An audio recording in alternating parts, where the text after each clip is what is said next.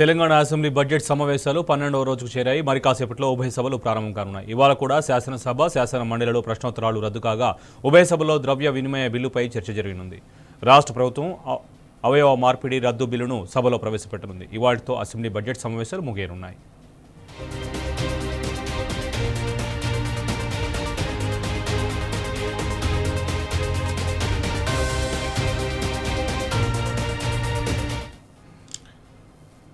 Telangana assembly budget సమావేశాలు 12వ రోజుకు చేరాయి. మరి కాసేపట్లో ఉభయ సభలు ప్రారంభం కానున్నాయి. ఇదే అంశానికి సంబంధించి పూర్తి సమాచారం మా ప్రతినిధి కిరణ్ అడిగితే లైవ్ ద్వారా తెలుసుకుందాం. కిరణ్, చెప్పండి, ఉభయ సభలో ఇవాళ ఏ బిల్లులపై చర్చ జరగనుంది?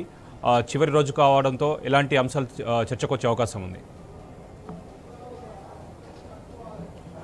అసెంబ్లీ సమావేశాలు ఈరోజు 12వ రోజుకు చేరుకున్నాయి. నేటితో అసెంబ్లీ సమావేశాలు కూడా ముగియనున్నాయి. ద్రవ్య వినిమయ బిల్లు ఇటు అసెంబ్లీలో ప్రవేశపెట్టిన తర్వాత చర్చించి దాన్ని ఆమోదం తెలపనున్నారు. రెండు సభల్లో కూడా ద్రవ్య వినిమయ బిల్లు పైన చర్చ జరుగుతుంది. ఈరోజు లాస్ట్ రోజు కావడంతో అప్రోప్రియేషన్ బిల్లుకు చర్చ జరిగిన తర్వాత ఆమోదం తెలిపేటువంటి అవకాశాలు అయితే ఉన్నాయి. అంతేకాకుండా కాగ్ రిపోర్టును కూడా ఈరోజు టేబుల్ చేయబోతా ఉన్నారు. అందుకు సంబంధించినటువంటి అంశంలో కూడా ఈ చర్చ తర్వాత కూడా కాగ్ రిపోర్ట్ పైన కూడా కొంత చర్చ జరిగేటువంటి అవకాశాలు అయితే ఈ రోజు ఒక బిల్లును కూడా ఇటు శాసన సభలో ప్రవేశపెట్టబోతున్నారు. ఏదైతే తెలంగాణ అవయవ మార్పిడి రద్దు బిల్లు ఏదైతే ఉందో దాన్ని సభలో టేబుల్ చేసిన తర్వాత దాన్ని చర్చించి ఆమోదం తెలుపబోతా ఉన్నారు. ఇక నిన్న కూడా 11వ రోజు చాలా వాడివేడిగా సమావేశాలు అనేది జరిగింది.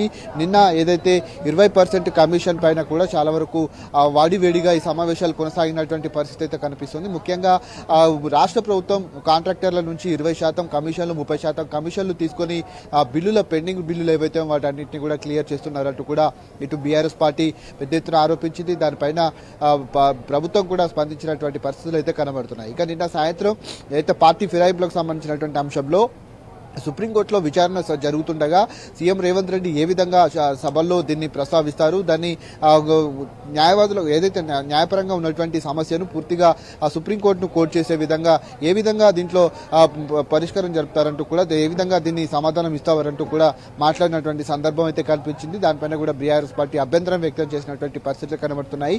ఈ రోజు జరిగేటువంటి ద్రవ్య వినిమయ బిల్లు ఏదైతే ఉందో దానిపైన కూడా వాడివేడిగా చర్చ జరిగేటువంటి అవకాశాలు అయితే మనకు స్పష్టంగా కనిపిస్తుంది. ఈ రోజు జరిగే మరి కాసేపట్లో ఇరు సభలు కూడా ప్రారంభం కాబోతా ఉన్నాయి. శోభన్, కిరణ్, ఇవాళ కూడా ఇరు సభల్లో ప్రశ్నోత్తరాలు రద్దయ్యే అవకాశం ఉందా?